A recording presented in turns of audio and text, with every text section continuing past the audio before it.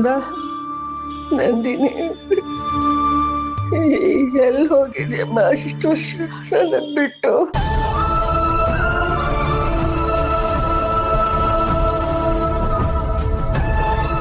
ನಿನ್ನ ಮತ್ತೆ ನೋಡ್ತೀನಿ ನಂಬಿಕೆನ ಹೊರಟೋಗಿತ್ತು ನನ್ಗೆ.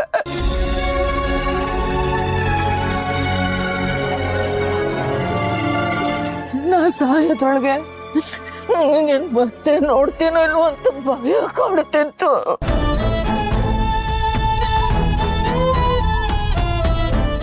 ನನ್ನ ಮಗಳನ್ನ ಸಿಕ್ಬಿಟ್ಲು.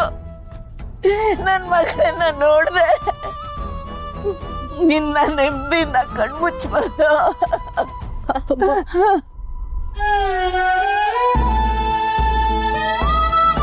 ಮೋರೆ, ಇಂಥ ಒಳ್ಳೆ ಸಮಯದಲ್ಲಿ ಯಾಕಿಂತ ಮಾತಾಡ್ತಿದ್ದೀರಾ? ಈಗಷ್ಟೇನೆ ಸಂತೋಷದ ದಿನಗಳು ಬರ್ತಾ ಇದೆ. ಮಗಳು, ಅಳಿಯ, ಮೊಮ್ಮಗಳು ಎಲ್ಲರೂ ಖುಷಿಯಾಗಿರೋದನ್ನ ನೀವು ನೋಡ್ಬೇಕಲ್ವಾ? ಅದಕ್ಕಾದ್ರೂ ನೀವು 100 ಕಾಲ ಇರಬೇಕು.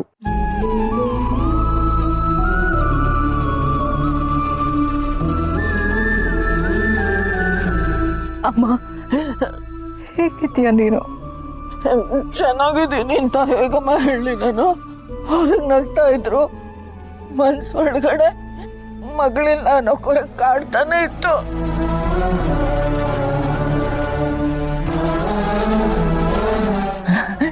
ಅದು ಈಗ ನೋಡು, ಕಣ್ಣಲ್ಲಿ ನೀರು ಬರ್ತಿದೆ, ಮನ್ಸೊಳಗಡೆ ಖುಷಿ ಕುಡ್ದಾಡ್ತಿದೆ.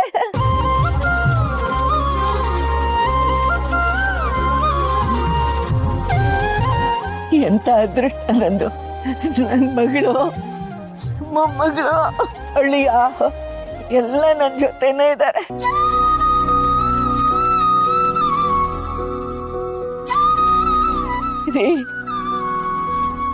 ಇದನ್ನ ನೋಡಕ್ ನೀವಿರ್ಬೇಕಿತ್ತು.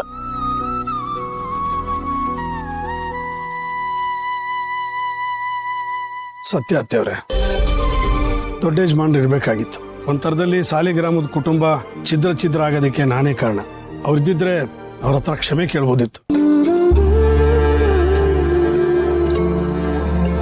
ಏನೋ ನೀನು ಇಂಥ ಸಮಯದಲ್ಲಿ ಕ್ಷಮ್ಸ ಮಾತೆಲ್ಲ ಮಾತಾಡ್ತಿದೀಯಲ್ಲ, ಅದೆಲ್ಲ ಬೇಡ. ಆ ತಪ್ಪು ಒಪ್ಪು ಎಲ್ಲ ಪಕ್ಕಕ್ಕೆ ಇಟ್ಬಿಡೋಣ.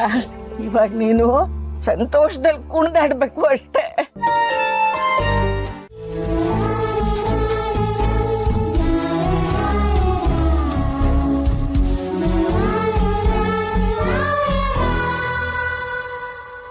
ಮಾವ, ಕೂತ್ಕೊಳ್ಳಿ. ಶ್ರಾವಣ್ಯ ಮೊರೆ, ದಂಪತಿಗಳೆಲ್ಲ ಕೂತ್ಕೊಂಡಿದ್ದಾರೆ, ನೀವು ಜೊತೆಲಿ ಕೂತ್ಕೊಂಡು ಊಟ ಮಾಡಿ. ಕೂತ್ಕೊಳ್ಳಿ. ಬೇಡ ಮಾವ, ನೀವೇ ಕೂತ್ಕೊಳ್ಳಿ, ಪರವಾಗಿಲ್ಲ. ಅಯ್ಯಯ್ಯೋ, ನೀವು ಕೂತ್ಕೊಳ್ಳಿ, ಕೂತ್ಕೊಳ್ಳಿ ಮೊರೆ.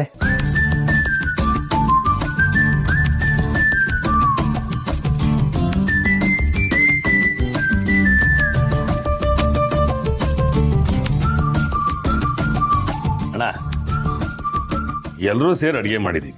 ಅಡಿಗೆ ಅಂತೂ ರುಚಿಯಾಗಿರುತ್ತೆ. ಈಗ ಎಲ್ಲರೂ ಸೇರಿ ಒಟ್ಟಿಗೆ ಊಟಕ್ಕೆ ಕೂರ್ತಾ ಇದೀವಿ. ಆ ರುಚಿ ಇನ್ನೂ ಚೆನ್ನಾಗಿರ್ಬೇಕು ಅಂದ್ರೆ ರುಚಿ ಕಾಟಾಡಣ.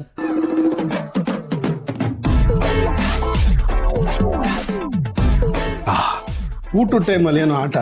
ವೀರು, ಆಟ ಆಡೋದಕ್ಕೆ ಹೊತ್ತು ಗೊತ್ತು ಇರೋದಿಲ್ಲ. ಸುರೇಂದ್ರ, ಆಟ ಏನು ಅಂತ ಹೇಳು. ಈಗ ಇಲ್ಲಿ ಹೊಸದಾಗಿ ಮದುವೆ ಆಗಿರೋ ಜೋಡಿನೂ ಇದ್ದಾರೆ, ಎಷ್ಟೋ ವರ್ಷಗಳಾದ್ಮೇಲೆ ಒಂದಾಗಿರೋ ಜೋಡಿಗಳು ಇದ್ದಾರೆ. ಹಾಗಾಗಿ ಎಲ್ಲ ಒಟ್ಟಿಗೆ ಕೂತ್ಕೊಂಡು ಗಂಡ ಹೆಂಡತಿಗೆ, ಹೆಂಡತಿ ಗಂಡಂಗೆ ತಿನ್ಸಿರ್ತಾರೆ, ಎಷ್ಟು ಚೆನ್ನಾಗಿರುತ್ತೆ ಅಲ್ವಾ?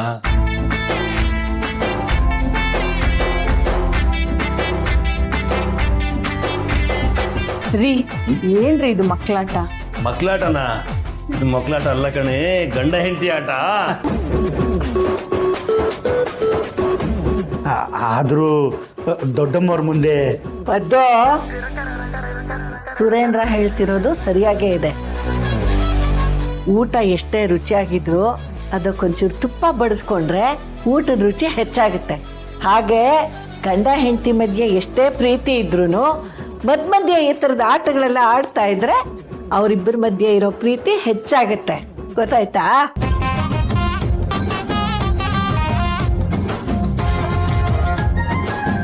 ವೀರು, ಏನ್ ಯೋಚನೆ ಮಾಡ್ತಾ ಕೂತ್ಬಿಟ್ಟೆ? ನಾನು ಅಷ್ಟು ಅಂದಾಯ್ತಲ್ಲ, ತಿನ್ಸು. ಓ ದಂಪತಿಗಳೆಲ್ಲ ತಿನ್ಸಿ.